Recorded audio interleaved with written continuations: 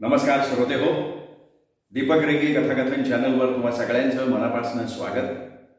श्रोते हो, आज तुम्ही ऐकणार आहात विजय कापडी सरांच्या गडबड गुंडा या कथासंग्रहातली कथा. पण तत्पूर्वी तुमच्याकडनं जर चुकून चॅनल सबस्क्राईब करायचं अजूनही राहून गेला असेल तर एकच नम्र विनंती करतो की प्लीज चॅनल सबस्क्राईब करा. सबस्क्राईबच्या बटना शेजारी जे घंटीचं चिन्ह आहे बेल आयकॉन तेही प्रेस करा आणि येणाऱ्या पर्यायातनं ऑल हा पर्याय निवडा. म्हणजे मी चॅनलवर कथा किंवा कादंबरीचा भाग अपलोड केला की ताबडतोब त्याचं नोटिफिकेशन सगळ्यात पहिल्यांदा तुम्हाला मिळेल. श्रोते हो, ऐकूया आजची कथा. विजय कापडी लिखित चष्मे दिल गवाह. माझा परममित्र बापू पाठक याचा स्वभाव चार चौघांसारखा मुळीच नाहीये. कधी कधी तर तो असं काही बोलून जातो की ऐकणाऱ्याचा गैरसमजच व्हावा. काही दिवसांपूर्वी सहज बोलता बोलता तो म्हणाला की त्याला चोरीचं आकर्षण आहे. त्याचं हे म्हणणं पूर्ण होण्याआधीच मी माझा खिसा चाचपायला घेतला. माझी ही कृती त्याच्या नजरेतनं सुटली नाही, पण त्याबद्दल जराशी देखील नाराजी न दर्शवता तो चोरी या प्रकाराबद्दल बोलत राहिला ना, तेव्हा मला जाणवलं की त्याला चोरी म्हणजे चौर्य कलेचं जबरदस्त आकर्षण थेट त्याच्या बालपणापासून होतं आणि आता मोठेपणी ते अधिकच वृद्धिंगत झालेलं होतं. तिचे म्हणजे चौर्य कला आत्मसात करून विविध ठिकाणी विविध प्रकारे हात मारून आपला आणि आपल्या कुटुंबाचा उदरनिर्वाह चालवावा असं मात्र त्याला अजिबात वाटत नव्हतं. उलट नोकरी मिळू शकणाऱ्या शिक्षणाच्या पदवीची सुरळी त्यांनी प्राप्त केलेली होती आणि सध्या तो तुमच्या आमच्यासारखा एका कुटुंबवत्सल सद्ग्रहस्थाची भूमिका जगत होता.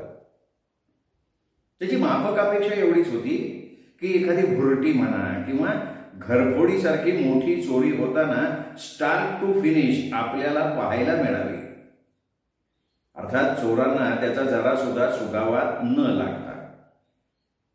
त्याला पाहायचं होतं होऊ पाहणाऱ्या चोरीचा चष्मेदिल गवाह. त्यामुळे सगळीकडे लहान मोठ्या चोऱ्यांना ऊत आलेला असताना त्यातली एकही चोरी आपल्याला याची देही याची डोळा पाहायला न मिळता केवळ त्या संबंधीच्या शिळ्या बातम्या डोळ्या घालून घालणं आपल्या नशिबी यावं याची त्याला विलक्षण खंत वाटत होती. पण म्हणतात ना, भगवान के घर देर है लेकिन अंधेर नहीं है, याचा प्रत्यय बापूला आला बरं का.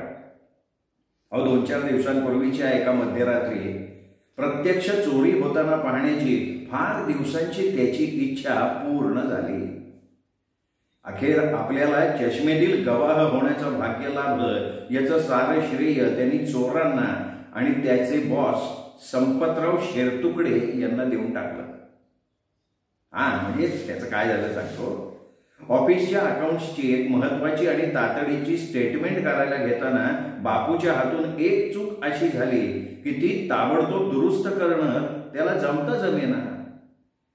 परिणामी त्याचे बॉस संपतराव शेरतुकडे यांनी त्या चुकीबद्दल बापूची व्यवस्थित चंपी केली आणि आदेश दिला की बापूनं स्वतःची चूक स्वतः शोधून काढावी आणि मग नव्यानं स्टेटमेंट तयार करावं आणि हे काम ऑफिसच्या नेहमीच्या वेळात न करता लेट सिटिंग मध्ये करावं. शेरतुकडेने बापूवर लादलेल्या या नव्या जबाबदारीचं वैशिष्ट्य म्हणजे एरवीचा तो ओव्हर टाइम असून सुद्धा छादामाची ही प्राप्ती त्याला होणार नव्हती. या कामासाठी कोणाचीही मदत मिळणार नव्हती आणि रात्री काम थांबवून घरी जाताना ऑफिस बंद करण्यासाठी शिपाई सुद्धा उपलब्ध होणार नव्हता. शिवाय याहून अधिक जाच म्हणजे बापूला त्याची चूक जास्तीत जास्त 3 दिवसांच्या लेट सेटिंगच्या मुदतीतच शोधावी लागणार होती. त्यात अपयश आलं तर कडक शब्दात नाराजी व्यक्त करणारा त्याला मेमो मिळणार होता आणि तो मेमो म्हणजे त्याच्या भविष्य काळातल्या बढतीच्या मार्गातला भला मोठा धोंडा ठरणार होता. एकूणच काय तर बापूची हवा एकदम टाईट झाली.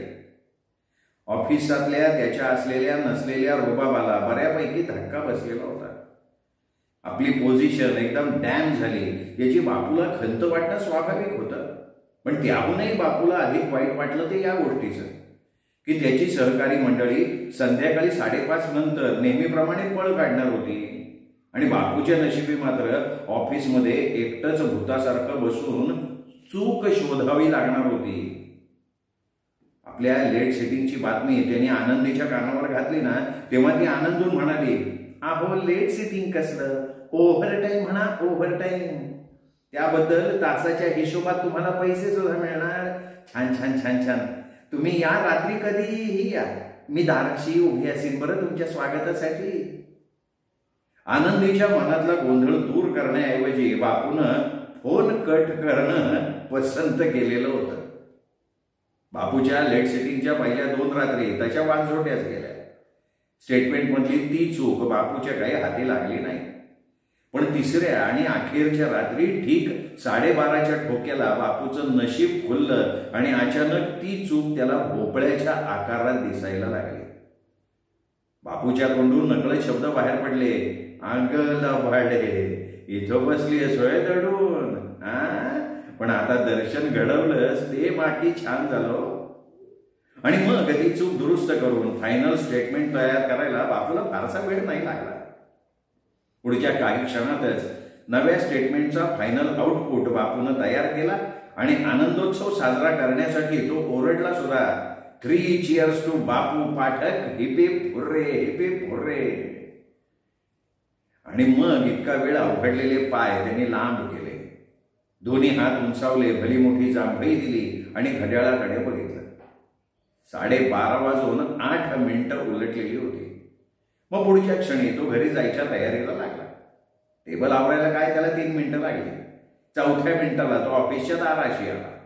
दार बंद करून कडी सरकवून त्यांनी कुलपात चावी फिरवली आणि ती खिशात टाकून जग जिंकल्याच्या रुबाबात तो दमदार पावलं टाकत बाहेर पडला. शेवटची लोकल पकडण्यासाठी रेल्वे स्टेशनच्या दिशेनं निघाला. गेल्या 3 दिवसापासून चाललेल्या लेट सिटिंगमुळे सभोवतालचा मिट्ट काळोख त्याला विशेष जाणवला नाही. त्या परिसरातल्या भटक्या कुत्र्यांना सुद्धा त्याची सवय झालेली असावी, कारण जमिनीवर बसलेल्या आडव्या झालेल्या अवस्थेतच श्वान मंडळींनी क्षणभर मान उंचावून त्याच्याकडे बघितलं न बघितलं असं केलं आणि ज्याने तो आपणाच्या आदमी आहे असं म्हटल्यागत पुन्हा त्या कुत्र्यांनी माना टाकल्या. बापू आता बरोबर चालायला लागला. नेहमीप्रमाणे त्याची नजर रस्त्याच्या डाव्या उजव्या बाजूला भिरभिरत राहिली आणि एका मध्यम आकाराच्या हाऊसिंग कॉलनीच्या तळ मजल्यावरच्या एका फ्लॅटच्या दाराशी ती जाऊन स्थिरावली. तिथे जे काही चाललं होतं ना ते बापू लक्षपूर्वक बघायला लागला.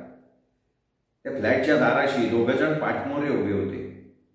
त्यातल्या एकाच्या हातात प्रखर प्रकाशाचा झोत सोडणारी विजेरी होती आणि दुसरा त्या प्रकाशात दारावरच्या लॅचकीशी झटापट करत होता. हा काय प्रकार आहे? मंडळी कोण आहे ती? बापूला काही क्षण मुस्कळ्यात पडायला झालं. सरळ त्यांच्याजवळ जाऊन विचारायचं का की हे तुमचं काय चाललंय? पण नको, त्यांचं जे काही चाललंय ते स्वच्छ दिसतच आहे की. मग बापूनं ठरवलं जे काही चाललंय ते आपण शेवटपर्यंत पाहायचं. सभोवतालच्या अंधारात त्याच्या डोक्यात अचानक प्रकाश पडला. अरे ज्या क्षणाची आपण अनंत काळापासून वाट बघत होतो तो क्षण आपल्या डोळ्यापुढे साकारतोय. तर घरफोडीच्या कार्यक्रमाची नांदी तर सुरू झाली होती. आता त्यापुढची सगळी चोरी आपल्याला पाहायला मिळणार या जाणीवेनं त्याच्या अंगावर आनंदाचा मजेदार काटाच सरकला. प्रत्यक्षातल्या खऱ्याखुऱ्या घरफोडीचं नाट्य त्याच्या डोळ्यांसमोर साकार होत होतं. चोर पावलाने बापूनं कॉलनीचं कंपाऊंड ओलांडलं आणि अवघ्या 10 फुटांच्या अंतरावरच्या झुडपात तो दबा धरून बसून राहिला. त्या झुडपातला जणू एक झाला तो. आजूबाजूच्या झुडपातली डास मंडळी आपलं गुं गुं गुं असं संगीत आळवत बापूच्या दिशेनं झेपावायला लागली. यो यो यो पावना बारा दिसतोय असं म्हटल्यागत त्याला चावे घ्यायला लागली. पण त्याबद्दल बापूनं हूं केलं नाही का चू? एखाद्या चित्रपटातला सर्वात औत्सुक्यपूर्ण भाग पाहावा त्या एकाग्र चित्तानं तो त्या चोरांच्या हालचाली पाहत राहिला. आणि अचानक खुट्ट असा आवाज सभोवतालच्या शांततेला भेदून गेला. बंद दार उघडण्यात त्या दोघांना यश मिळालं म्हणायचं. बापूला क्षणभर वाटलं बेंबीच्या देठापासून आपण खच्चून ओरडावं, चोर चोर. त्याची खात्री होती आपल्या ओरडण्यानं कॉलनीतली मंडळी गाढ झोपेतून जागी होणार, घराघरातले दिवे फटाफटा लागणार. कोण आहे कोण आहे कोण आहे असं म्हणत काही मंडळी खालीही येऊ पाहते आणि त्यांना पाहून हाती घेतलेलं घर फोडण्याचं काम त्याच अवस्थेत अर्ध्यावर टाकून ते चोर वाट मिळेल त्या दिशेनं पळत सुटते. पण असं झालं तर प्रत्यक्षातली चोरी बघण्याच्या आपल्या स्वप्नाच्या ठिकऱ्या ठिकऱ्या उडणार. दार उघडण्याची ढोर मेहनत वाया गेल्यामुळे पळ काढणाऱ्या चोरांच्या दृष्टीला आपण पडलो तर आपली काही खैर नाही. पण ह्या विचाराने बापू घाबरला, पण पुढच्या क्षणी सावरला सुद्धा. आगे आगे देखते हैं होता है क्या हे धोरण राबवण्याचं बापूनं ठरवलं. दरम्यान चोरांनी घरात प्रवेश घेतला, दार बंद केलं. बापू हलक्या पावलांनी दारापाशी पोहोचला. त्यांचं आपापसातलं बोलणं कानावर पडावं म्हणून त्यांनी दाराला कान लावला. चोर हाताला लागेल तो किमती माल गडप करण्याच्या कामाला लागलेले असावे. बापूनं आपल्याशी ठरवलं, चोरांची पावलं दाराशी येऊ लागली की दारावरची कडी लावायची आणि चोर चोर चोर असं बोंबलत पळत सुटायचं. बापूनं बाहेरची कडी लावायला आणि कोणाचा तरी जडशीळ हात त्याच्या खांद्यावर पडायला एकच गाठ पडली. बापूंनी मान वळवली आणि त्याच्या काळजाचा ठोकाच चुकला. त्याच्या पाठीमागे गणवेशातले 2 पोलीस उभे होते. काय काय विचार काय का? त्यातल्या एकानं बापूला प्रश्न केला. बापूनं अवसान गोळा केलं आणि हलक्या आवाजात त्यांना म्हणाला, सांगतो जरा कान इकडं करा. मी आत्ताच पाहिलंय 2 चोर दार फोडून आत गेलेत. आता बहुतेक बाहेर येण्याच्या वाटेवर असावेत ते. तुम्ही आत जा आणि त्यांना पकडा लगेच. आपण याच्या सांगण्याप्रमाणे आत गेलो ना का हा इथनं पळ काढणार.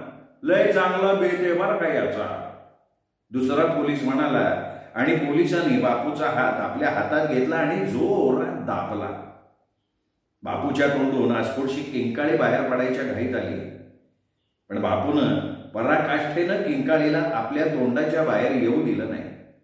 बापू म्हणाला, बघा पोलीस साहेब, आपला हवालदार साहेब, मी माझ्या ऑफिसचं काम आटोपून इथून जात असताना मला दिसलं की 2 चोर बंद दार उघडण्याच्या खटपटीत मग्न आहेत. ते पुढे काय करणार हे केवळ बघण्यासाठी मी इथे थांबलोय हो. अन्यथा माझा आणि त्यांचा काही संबंध नाही बरं का.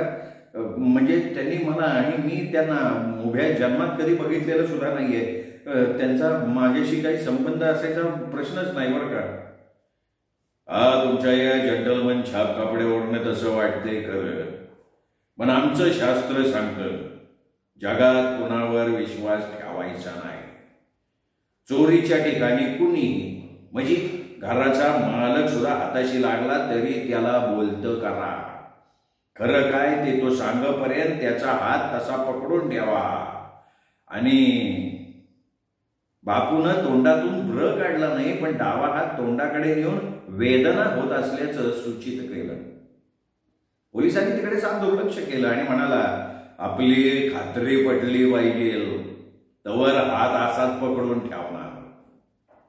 बापू म्हणाला, तुम्ही असं करा, चोरांना बाहेर काढा आणि त्यांना सांगू दे ना मी त्यांचा साथीदार आहे का.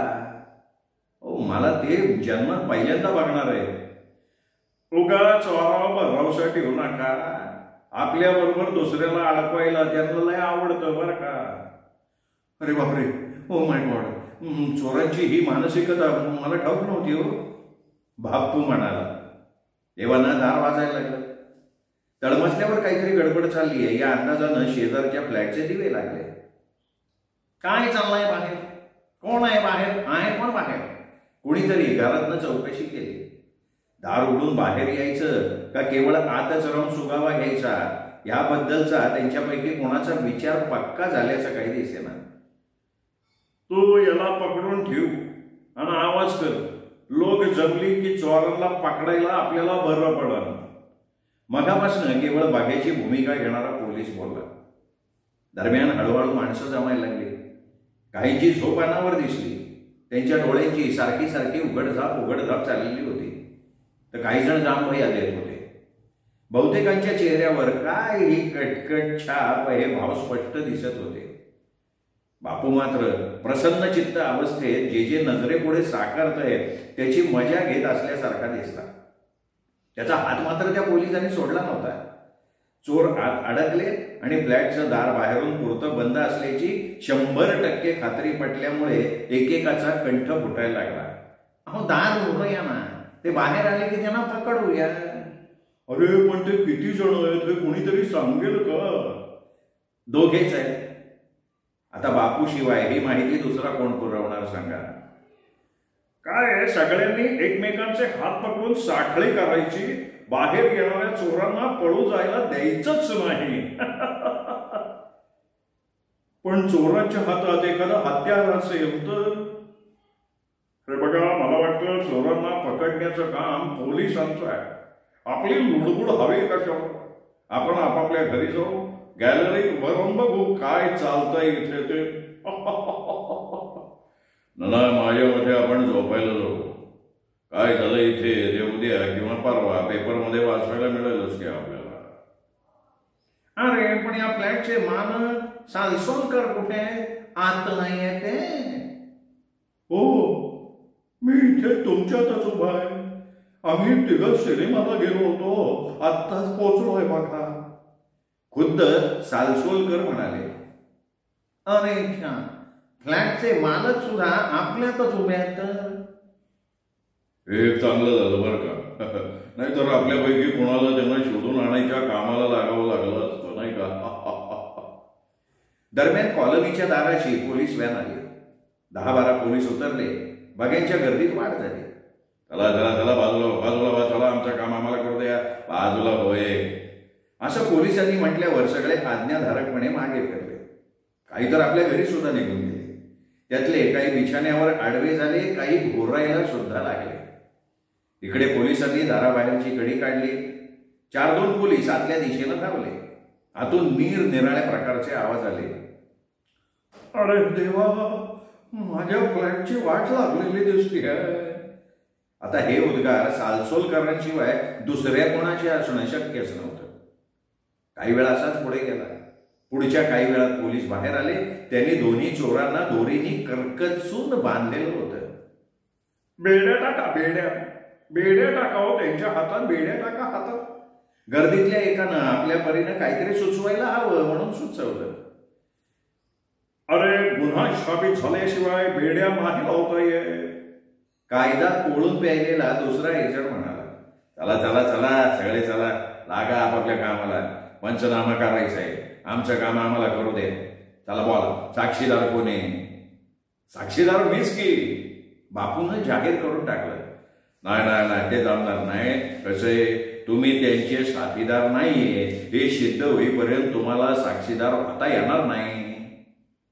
मग माफीचा साक्षीदार करा की त्यांना. कोणीतरी सुचवलं. काय बोलताय बाबा, काय बोलताय? मग बघा ना, काय बोलताय ते? अहो, माफीचा साक्षीदार म्हणजे गुन्हेगारातला एक असतो. मी कुठे गुन्हा केलाय? मी फक्त चोरी होताना बघत होतो. बापूनं खरं काय ते सांगितलं. तुम्ही चोरी होताना पाहिलंय? अरे, सालसोलकरांनी त्याला विचारलं. एवढ्यात मिसेस सालसोलकर बाहेर आल्या आणि म्हणाल्या, त्या मेल्या चोरांनी संपूर्ण घराची वाट लावली. गाद्या फाडल्या, कपाट फोडलंय, सगळ्या वस्तू इथे तिथे भिरकवून दिले. अगं ऐकतेस का तू?